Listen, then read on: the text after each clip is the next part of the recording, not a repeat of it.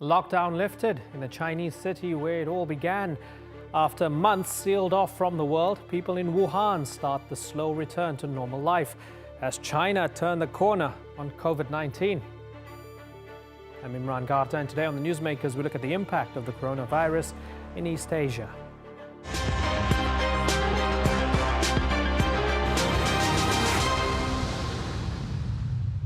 Wuhan in China's Hubei province is home to 11 million people. For 11 weeks, their government forced most of them to stay indoors as the city clamped down to contain the spread. It worked, and this week there was reason to celebrate. Restrictions in Wuhan were lifted after China marked its first day with no deaths since the outbreak began. China, like other East Asian nations, South Korea and Singapore, have seen their curve flatten over the weeks, suggesting they have the formula to get COVID-19 under control. But while the WHO has praised Beijing for its handling of the crisis, many have questioned China's official figures. US President Donald Trump said the numbers were on the light side, and British government officials have expressed doubt too. As all of us around the world hang our hopes on the positive news from East Asia, are Western leaders deflecting from their own failures, or are they right? Are the numbers from Beijing not worth trusting? We'll take a look at China and its neighbors in a moment, but first, Adam Pletz has this report.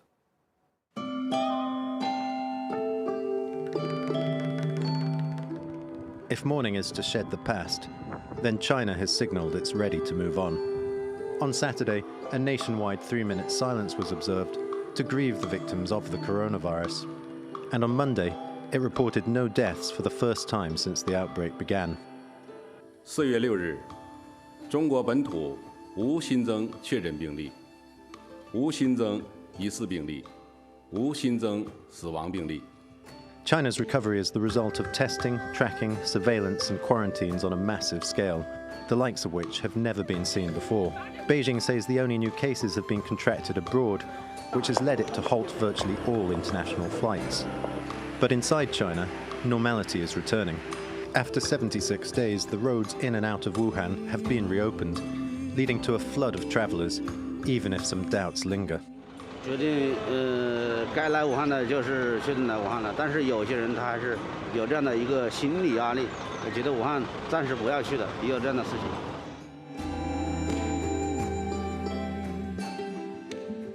US President Donald Trump has repeatedly referred to the pandemic as the Chinese virus, and his insinuations that Beijing has been lying about its death toll have provoked angry rebukes. 但是这几个美国政客的言论所作所为实在是无耻无德。我们多次说过，污蔑抹黑、甩锅推责，弥补不了失去的时间。继续撒谎，只会浪费更多的时间，造成更多的生命的损失。 That Beijing concealed the extent of the virus in its early stages is well documented. Doctors who tried to raise the alarm were silenced. But manipulating its death toll is another matter. And it's not just foreign governments that believe China is doing so. 大家对这些事都很愤怒，许多人因为当初他们瞒报造成了病毒蔓延，导致他们没有机会去医院，很多人在家里死了。 The official number of deaths in Wuhan stands at 2,572, but there are reports that funeral homes have been returning that number of urns to grieving families on a daily basis since the end of March. And that would suggest a death toll that is at least 10 times higher. China undoubtedly marshaled vast resources to combat the coronavirus and has brought it to heel like few other countries have so far managed. But as Wuhan's hospital beds free up again, might it be that China's COVID victory was partially built on a bed of lies? Adam Pletz, The Newsmakers. Well, joining me now from Singapore is Dale Fisher. He's the chairman of the World Health Organization's Global Outbreak Alert and Response Network. He was on a mission to China when the outbreak started. In Beijing is Victor Gao. He's the director of the China National Association of International Studies. And Nicholas Thomas is an associate professor of Asian Studies at City University of Hong Kong, where his research focuses on China, health policy and diseases. Gentlemen, really good to have you all on the program. We're going to focus on China, but we'll also broaden it out to talk about South Korea and some of the other neighbors in a few minutes' time. But Dale Fisher, when we look at Wuhan and Hubei province, and the fact that things are slightly opening up, how much of a victory is that not only for China, but for the entire world against this virus? Good evening. Look, thanks for asking these questions.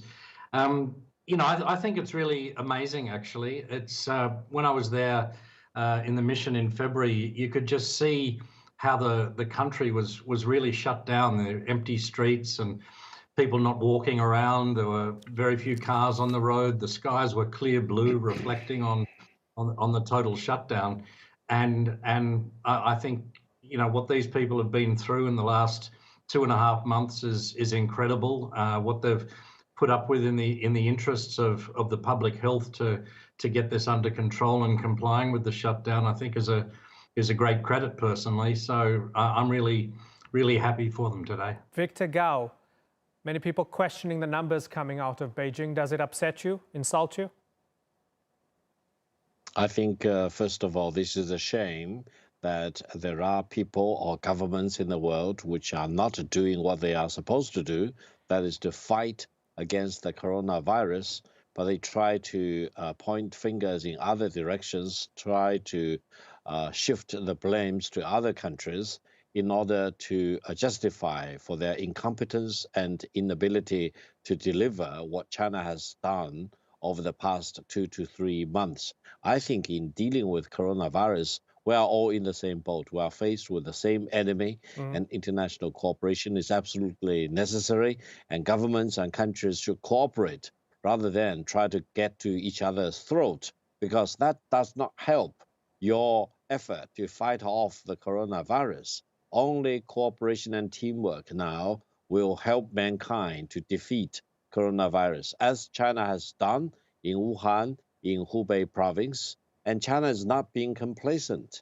We are not really lessening our vigilance against the coronavirus. I think lots of the institutionalized mechanisms still remain in place just to be prepared against the imported infection cases, as well as the possibility of a recurrence of the coronavirus again in China. Mr. Gao, I'm not there to independently verify anything on the ground, right? But when I read the papers, so I look at Radio Free Asia, they first, according to my understanding, reported the story about the urns, right, that you heard in Adam's report. Then the Telegraph, then Washington Post, New York Times, Bloomberg reporting on CIA sources saying that they don't believe China's death toll and so on. If you're saying that this is politically motivated, where's it coming from? Who's playing all of these outlets? For the past 41 years, if you believe in what Radio Free Asia has said, if you really believe in what CIA has said about China, then you will not have China as it is today. You have a completely different world. Therefore, always read these reports with your own judgment rather than giving in to whatever speculations or suspicions or conspiracy theories. I think what we are experiencing in China is a very, very solid track record. China has put in the unprecedented fight against the coronavirus. The government has been very effective in mobilizing the people throughout the country, in mobilizing all the resources. And you see the heroic deeds performed by the Chinese doctors and nurses, police officers, you name it. And I think when the numbers of infection reached more than 80,000, in many countries, they believe China will be buried by the coronavirus. It is only when they are hit by the coronavirus and in greater magnitude did they start to question that China was reporting less than the realities. You believe it's a deflection. Nicholas Thomas, I don't want to belabor the point, right? But I think it's important for us to sort of tackle this initially, because if we're looking at Wuhan as a success story and there's a question mark over the numbers, it means that the rest of us can't be sure whether we're using this thing, which is the model, correctly. And we can't be sure if the model is accurate. Do you have any doubts, Nicholas? Look, I think you have to unpack this a little bit. In terms of the reported cases, the clinically confirmed cases, there's enough external checking of that data from outside of China that suggests that those numbers are pretty solid. But there's two other areas here, one of which was alluded to in your report. And first of all, it's that people who die outside of a hospital and outside of a clinical setting aren't necessarily going to be have their cause of death said to be COVID-19. Okay, COVID-19 causes a range of problems. It can cause people to have heart attacks. You can have organ failure and so on. And so if it's not clinically confirmed, it's not going to be recorded as COVID-19. That's the first point. The second point is that unlike SARS and unlike the MERS coronaviruses, we are seeing a much larger number of asymptomatic cases. This isn't an issue just for China. We're seeing this all throughout Europe, which means we don't actually know how many cases are really out there. Right. So in that sense, I do think it's something of a cheap shot for American officials and for the rest of the world to say, well, China's numbers are wrong. Obviously, there is capture there. There are cases we're not capturing there, but this is a global problem. In terms of the clinically confirmed cases that we have, there have been studies done here in Hong Kong as well as in the US using different sources of data, which are basically coming up with the same numbers. Right. So, yes, it's not the Chinese figures aren't entirely accurate, but the reasons for the discrepancies are not China specific. They're a result of the way the virus manifests, and they are present in other parts of the world as well. And as far as I understand, from the beginning of April, China now officially includes the asymptomatic cases as well, and that might placate some of the critics. Dale Fisher, I'm going to circle it back to you here, because as much as we would like this to not be about politics, it has become politicized. The US president has politicized it, and he has implied, has inferred, has even directly essentially said the World Health Organization is in China's pockets, and that's why it's colluding with China in order to keep China's numbers down. Your reaction to that? I'm afraid I agree with the other two panelists. It's the numbers are completely plausible, and in fact, the way it's played out in China is the same way as it's played out in every country so far. China's just like 2 months ahead. So you're going to see the lockdowns in other countries work, but they're still having the same problems that Wuhan was having, maybe through February, I guess. So I think I just simply agree with the others. It's a cheap shot. It's not necessary. Everyone's having a hard time through this, but it's not the right time to start blaming others for what's happening in one's own country. Dale, when we look at China and we look at South Korea and we look at Singapore, Taiwan, we look at Hong Kong even, East Asia is seen at this moment in time as a success story. The curve is flattening. So if that curve is doing that, you're on Skype now, so I guess you can see me, right? So that curve is doing that. Yep. And everywhere else, they're in an earlier phase of it. It's alarming. The curve is doing that. It's going up. Can we say that there are 2 or 3 common things that they've all done or they are all doing that might be the magic formula? What are those things? Well, I can certainly speak for Singapore, and I suspect the other countries. We all got going early when we saw China shutting down. In fact, when we first heard about it in December 31st, we all sat up. Now, maybe we're sensitized by SARS and MERS. Maybe we just respect what's happening in other countries, or maybe it's because it's a neighbor. But we didn't wait till it was declared a fake, and we certainly didn't wait till it was declared a pandemic.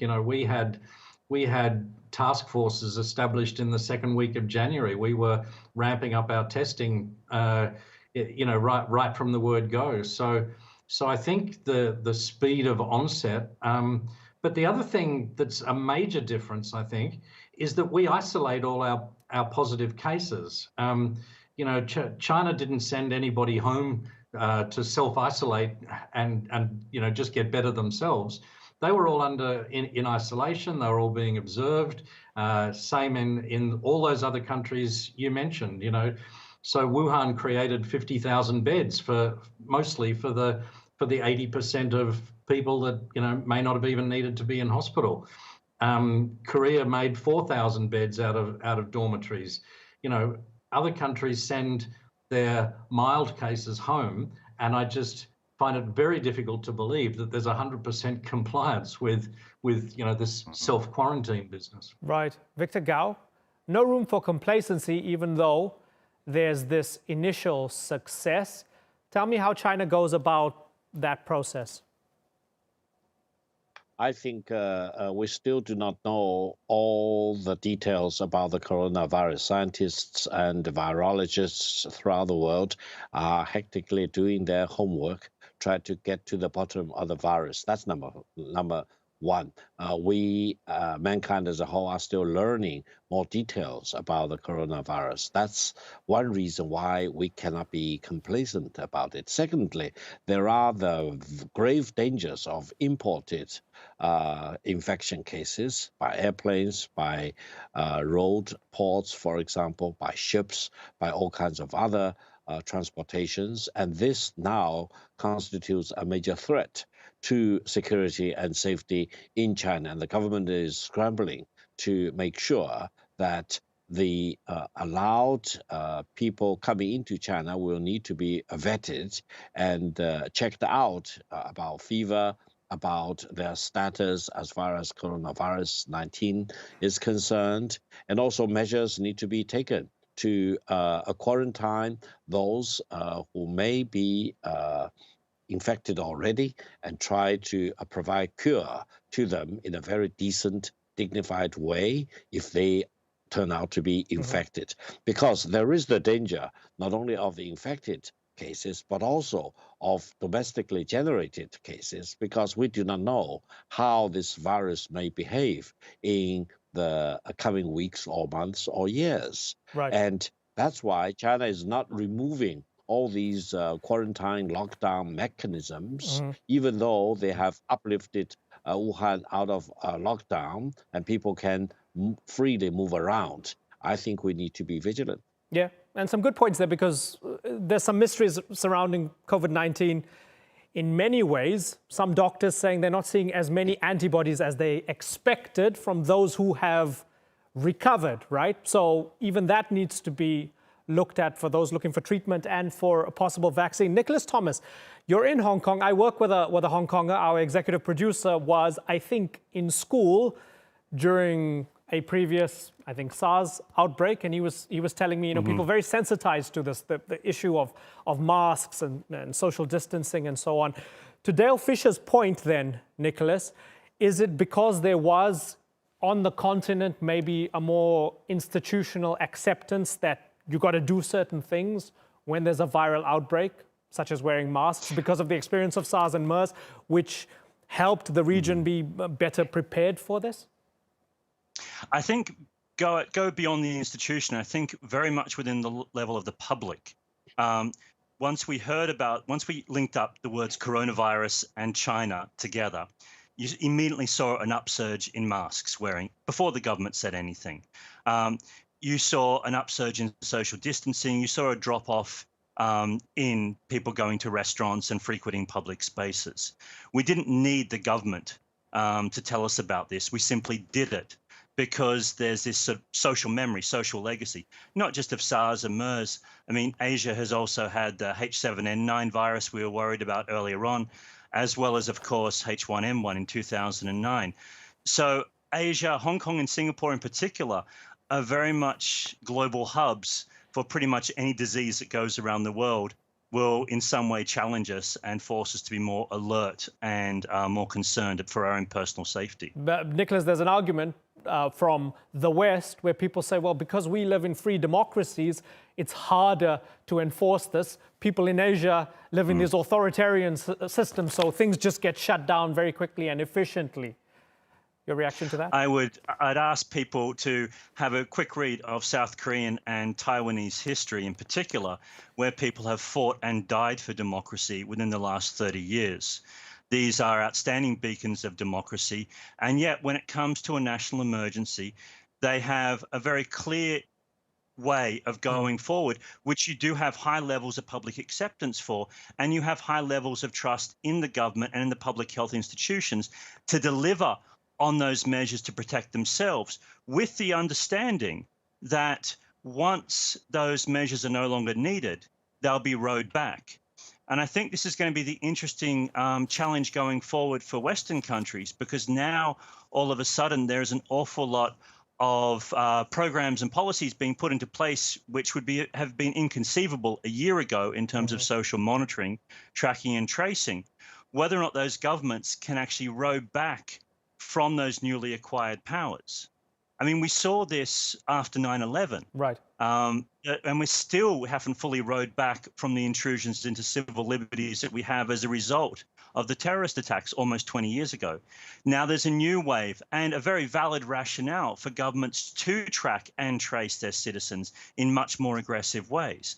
But whether they can row it back, I think it's going to be an interesting time the next 12 months in this respect. Right. Dale Fisher, flattening the curve doesn't mean the curve plummets and dies. The virus is still very much alive and there's no treatment, cure, vaccine at the moment. So just help us understand, as the curve is flattened and this thing is spread out more slowly, it infects fewer people over a longer period of time and the healthcare systems can handle it a bit better. What's the top priority over the coming months and maybe even year? Well, I mean, every country is running its own outbreak, and how that outbreak looks is really, as Nicholas was saying, it relates to trust in government, it relates to the sort of psyche, if you like, of the population and the public, but it also relates to the actual response. Now, all the countries that we're talking about at the moment, you know, are very good at finding cases and testing and diagnosing them, isolating them, doing the contact tracing by whatever means, quarantining with strict rules on quarantining. It's a criminal offence in these countries to break quarantine. So these are all the things that I think need to be the backbone, and these are what other, I guess, countries outside of Asia are going to need to grapple with. Now, adding on to that, you've got the one you can actually dial up and down, which is the social restrictions. And obviously China went to that, you know, full volume and really shut down everything because, you know, they were first and we really didn't know if there was middle ground. But you'll see there's different levels of social restriction in every country at the moment, and Singapore's doing some winding up of the dial at the moment because we've had a few specific problems. But I think this position of the dial will really depend on how much on that balance between how much transmission you're going to allow to happen, balanced against, you know, destruction of your own economy. Right. So that'll be, right. You know, maybe one country will not want any cases, so they'll wind it back up again quickly. But that's going to be the one with the dial. Yeah, Victor Gao, talking about the dial, one of our previous guests, Mike Galsworthy in the UK, put it quite beautifully. He said it's not so much a case of shutting down and opening up. It's a choreography of the two, where you constantly have to sort of be careful and finesse this thing, right? Is there an expectation in China, Mr. Gao, that the economy is going to open up fully sometime soon? Well, first of all, I think even though mankind is faced with the same menace of the coronavirus 19, each country, given its value system, its traditions, its economic resources, and its judgment, is taking different ways to deal with a common threat. And I think it's reasonable, it's logical to expect that. For China, I think, as we have witnessed in this round of fight against the coronavirus, the government really puts a premium on saving everyone's life. They do not want to have elderlies, for example, to suffer, and they are leaving no stones unturned to devote as much resource as possible to help everyone involved. And eventually they even adopted a strategy. Rather than having people waiting for a hospital bed, we need to have enough hospital bed waiting for potential patients coming in. And I think this really means a lot for the people involved. And I think going forward, China is already jump-starting the economy. China is solving all the problems related to how to move the migrant workers from their ancestral homes to the employment centers, mostly in the coastal regions, and how to jumpstart the economy in Wuhan city as well as in Hubei province. This is truly a very, very difficult choice to make. Right. And China, for example, in the month of February, lost a total of about 20 working days. Right. You are talking about losing a whole calendar month. Mr. But this is the price China is willing to pay. Yeah, everybody's paying a very heavy price right now. The global economy is paying a heavy price, and that's why we have so many questions. People have so many anxieties. I'm out of time, gentlemen, but it's been a pleasure talking to all of you. Dale Fisher, Victor Gao, and Nicholas Thomas, I thank you very much for joining us here on The Newsmakers. And thank you for watching. We'll see you next time. Bye-bye.